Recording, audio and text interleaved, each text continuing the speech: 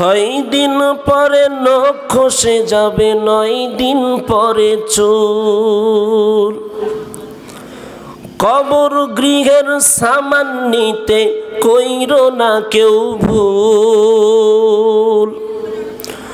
6 দিন পরে নখ খসে যাবে, 9 দিন পরে চুল।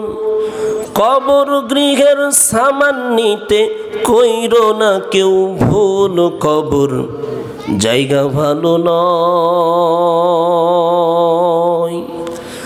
আমল দিয়ে কবর গৃহ সাজিয়ে নিতে হয়। কবর জায়গা ভালো নয়,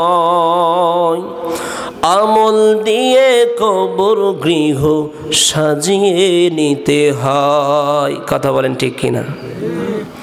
একটু আওয়াজ দিতে হবে। কি দিতে হবে? মান্দার মানুষের একটা বদনাম আছে, সেটা হচ্ছে বক্তা ওয়াজ করে, শ্রোতা আওয়াজ দেয় না। আর এই জন্যই ঘুম ধরে বেশি। এই জন্য কি ঘুম ধরে বেশি? আমি দেখতে পাচ্ছি আপনারা ঝিমায়া গেছেন। ঝিমায়া গেলে চলবে? হ্যাঁ, আপনারা যদি ঝিমায়া যান তো বক্তা এমনিতেই ঝিমাবে।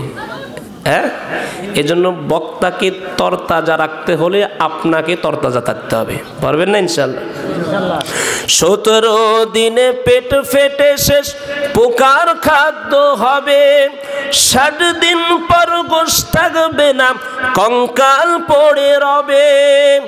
90 দিন হাড়গুলি সব, 90 দিন হাড়গুলি সব আলাদা হয়ে রয়। কবর জায়গা ভালো নয়, আমল দিয়ে কবর গৃহ সাজিয়ে নিতে হয়। 6 দিন পরে নখ খসে যাবে, 9 দিন পরে চুল। কবর গৃহের সামান নিতে কইরো না কেউ ভুল। কবর জায়গা ভালো নয়, আমল দিয়ে কবর গৃহ সাজিয়ে নিতে হয়। কবর জায়গা ভালো নয়, আমল দিয়ে কবর গৃহ সাজিয়ে নিতে হয়। মোহব্বত একটু জিকির করি, লা ইলাহা ইল্লাল্লাহ, লা ইলাহা ইল্লাল্লাহ। জবান খুলে একটু আওয়াজ করে বলেন, লা ইলাহা ইল্লাল্লাহ ইল্লাল্লাহ। জোরে, লা ইলাহা ইল্লাল্লাহ, লা ইলাহা ইল্লাল্লাহ। জিকির করছেন ইব্রাহিম নবী,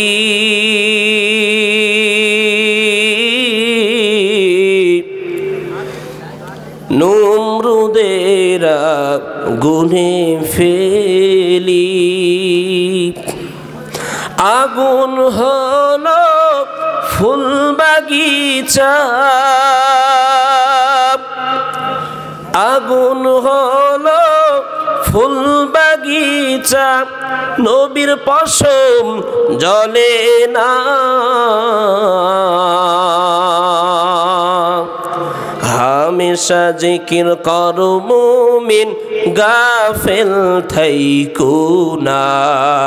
লা ইলাহা ইল্লাল্লাহ, লা ইলাহা ইল্লাল্লাহ, লা ইলাহা ইল্লাল্লাহ, লা ইলাহা ইল্লাল্লাহ, লা ইলাহা ইল্লাল্লাহ, লা ইলাহা ইল্লাল্লাহ, লা ইলাহা ইল্লাল্লাহু মুহাম্মাদুর রাসূলুল্লাহ সাল্লাল্লাহু আলাইহি ওয়াসাল্লাম।